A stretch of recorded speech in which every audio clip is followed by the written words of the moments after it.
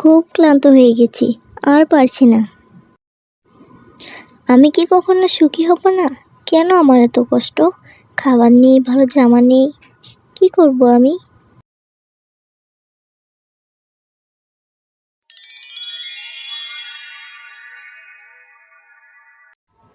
মেয়ে, তুমি কাঁদছো কেন? কে কে তুমি? আমি পড়ি, তোমার কষ্ট দেখে এসেছি। বলো, তোমার কিসের এত কষ্ট? আমি খুব গরিব, আমার কেউ নেই। সারাদিন বনে কাঠ কুড়াই, তবুও ঠিক মতো খেতে পাই না। তুমি খুব দয়ালু, সৎ এবং ভালো মানুষ, তাই আমি তোমার জন্য একটা উপহার নিয়ে এসেছি।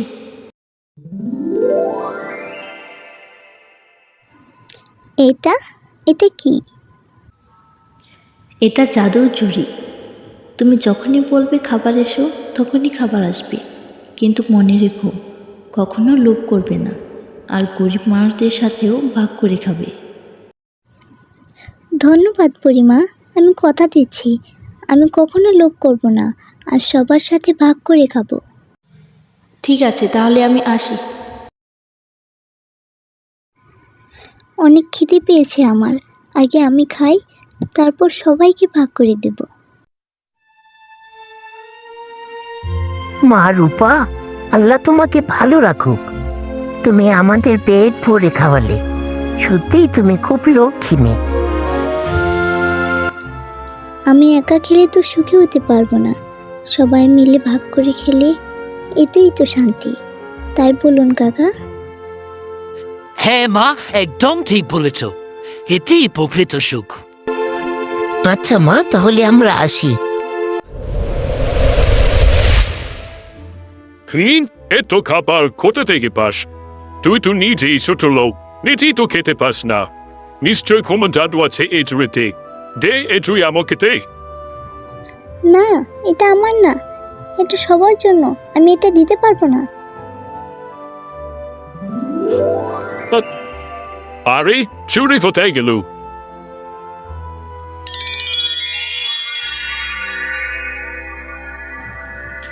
এই ঝুড়ি শুধু রূপার জন্য।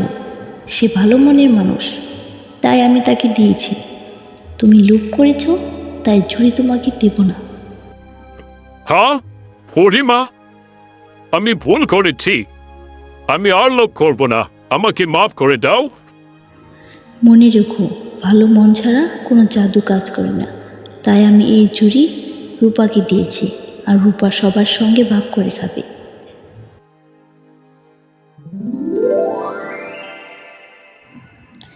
ধন্যবাদ পরিমা, আমাকে আবার এই ঝুড়ি ফিরিয়ে দেওয়ার জন্য, আর আমি গরিব দুঃখী সবাইকে নিয়ে ভাগ করে খেতে পারবো।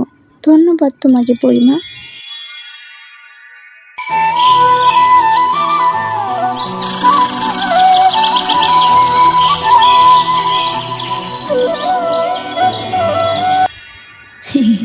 আমি জানতাম রূপা সবাইকে নিয়ে ভাগ করে খাবে।